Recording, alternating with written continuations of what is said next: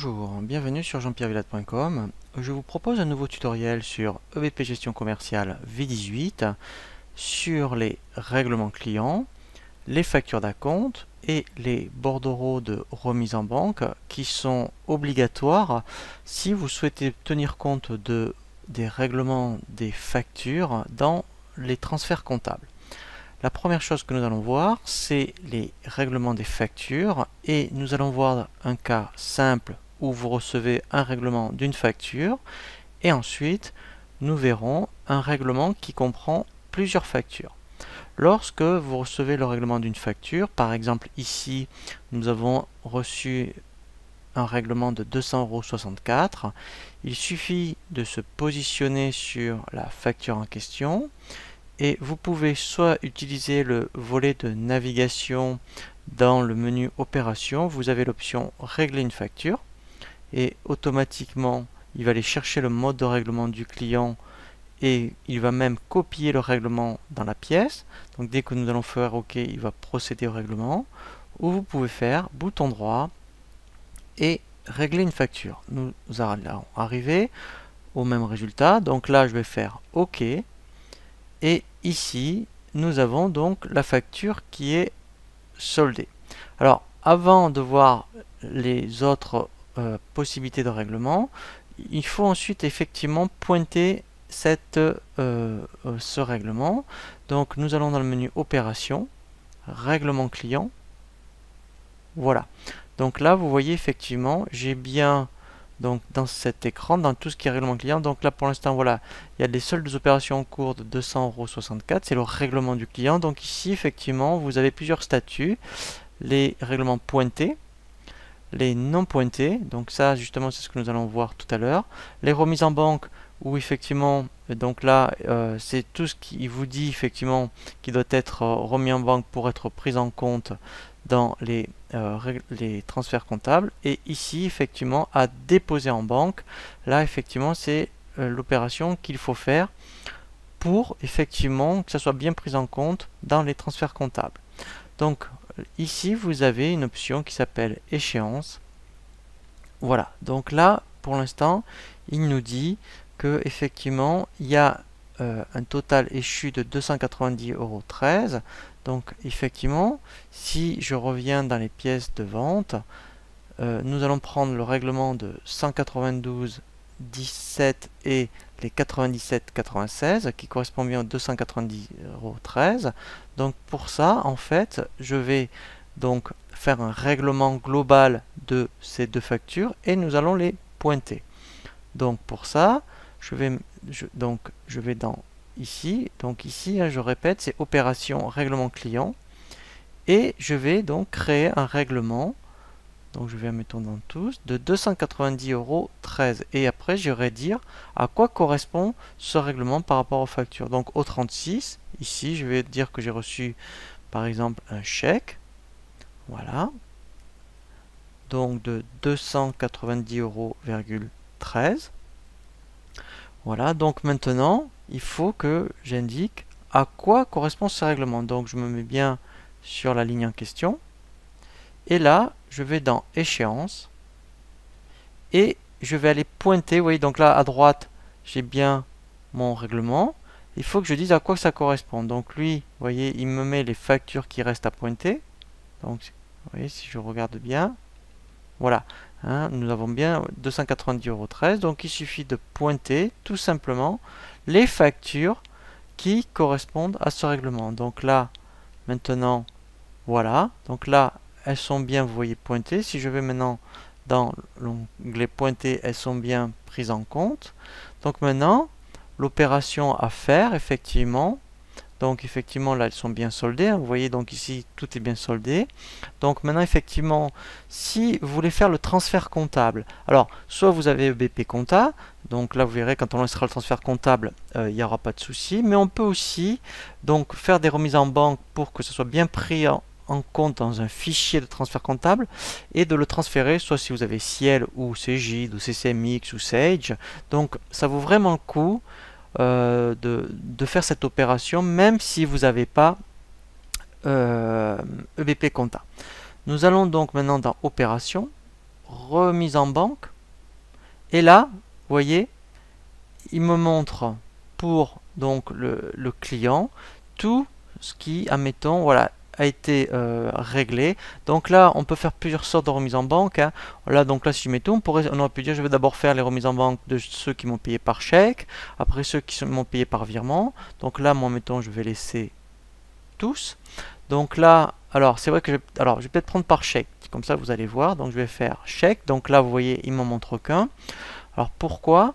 Parce que ici, alors bien sûr, il faut avoir créé votre banque hein, dans la société. Là, je vais mettre remise de chèque. Donc ça, c'est très important. Mettons numéro 300. Parce que quand vous allez faire le transfert comptable, ce libellé va apparaître. Donc ce sera plus facile pour pointer.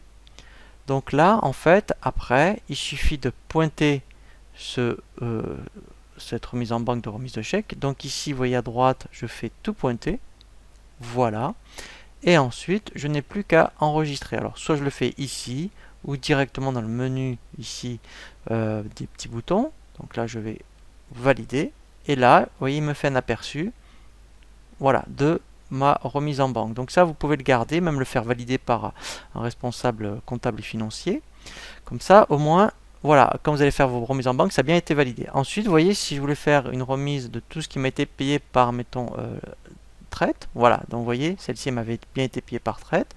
Même principe, donc là, mettons, là je remettrai remise LCR, mettons, voilà, numéro, mettons, 310. Même principe, je fais tout pointer et j'enregistre. Voilà, donc, alors, hop, là je me suis trompé. Voilà, donc là je fais valider.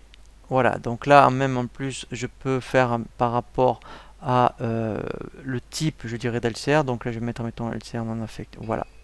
Hop. Ah oui, par contre, effectivement, il faut avoir mis le RIB de la banque. Donc, comme je ne l'ai pas indiqué, voilà. Donc là, je ne vais pas le faire. Mais c'est vrai que dans la banque, hein, il faut avoir indiqué le RIB.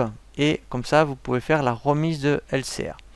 Voilà, donc ça, c'est très important de faire. Alors, on fait les règlements clients, les remises en banque, et après on verra un tutoriel sur les transferts en compta, et vous verrez que nous allons bien voir, je dirais, toutes ces remises en banque.